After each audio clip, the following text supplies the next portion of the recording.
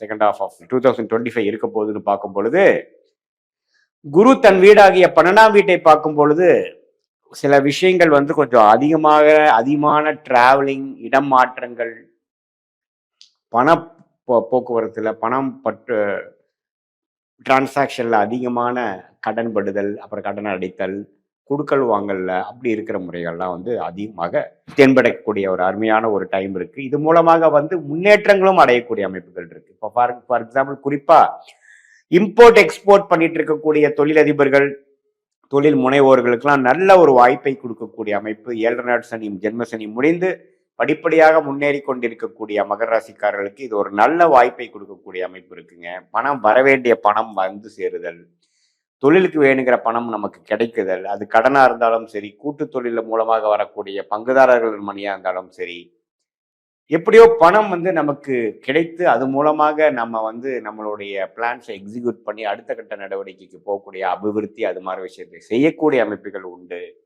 அதே சமயத்துல இப்போ வெளிநாடு எதிர்பார்க்குறவங்க, வெளிநாட்டில் போய் படிக்கலான்னு எதிர்பார்க்குறாங்க, விசா எதிர்பார்க்குறவங்க, அதே சமயத்தில் வெளிநாட்டிலே இருந்து வேலையில வந்து கொஞ்சம் சிறத்தன்மை இல்லாமல் இருக்கிறவங்களுக்கு நல்ல ஒரு மாற்றங்களை கொடுக்கக்கூடிய அமைப்பு மகர ராசிக்காரர்களுக்கு உண்டு.